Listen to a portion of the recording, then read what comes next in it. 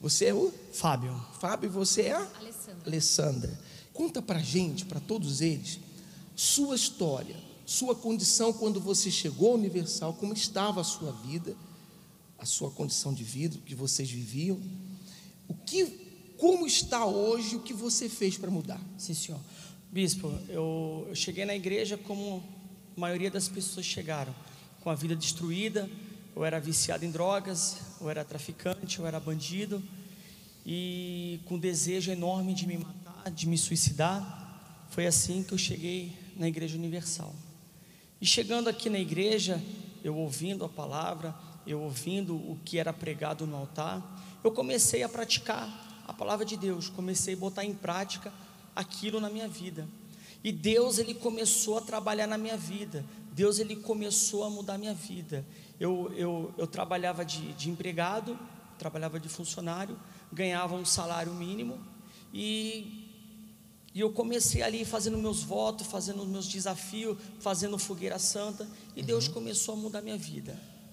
E eu cheguei a um patamar da minha vida aonde eu fiquei numa condição muito boa. Comecei a ganhar muito bem. Eu comecei a ter uma condição que eu nunca tive na minha vida. Sim. E no decorrer do tempo eu fui levantado obreiro. Sim. Eu fui levantado obreiro, e eu fiz parte do corpo de obreiro. E durante o tempo que eu fiquei de obreiro, mais ou menos uns 8 anos, nos primeiros 5 anos de obreiro, eu era um obreiro muito dedicado.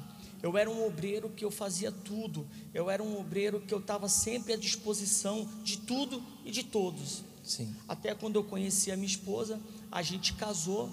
E quando a gente casou, a nossa vida deu uma guinada na nossa vida. Então a nossa condição financeira foi lá em cima. Então eu tinha condições de dar carro para minha esposa. Eu trocava de carro de 6 em 6 meses. Eu morava bem, eu tinha uma condição financeira muito boa.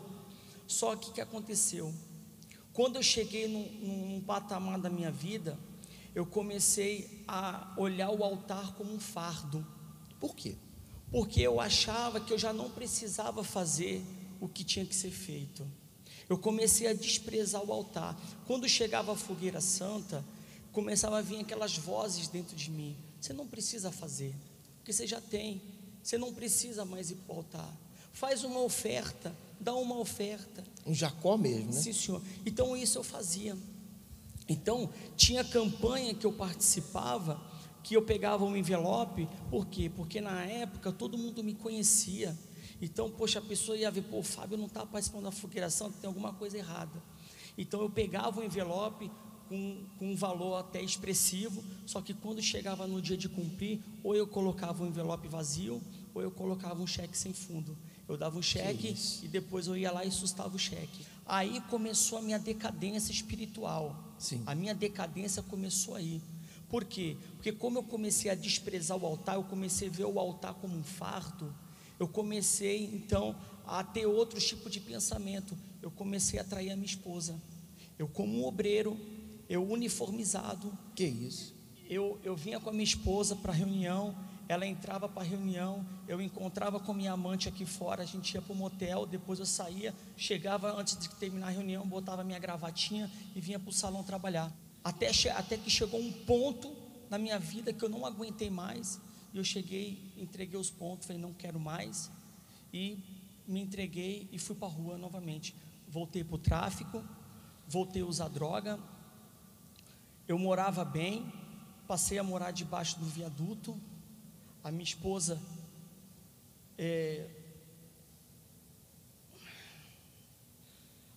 sempre lutando por mim, nunca abandonou o altar, mas eu me entreguei. Eu voltei para a rua, eu voltei a fazer tudo aquilo que eu fazia antes. O meu fundo de poço foi quando eu abandonei tudo, eu voltei para as drogas, e eu fui preso, e eu fui condenado. Eu fui preso num tráfico de drogas e numa receptação de armas, e eu fui condenado a 16 anos de prisão.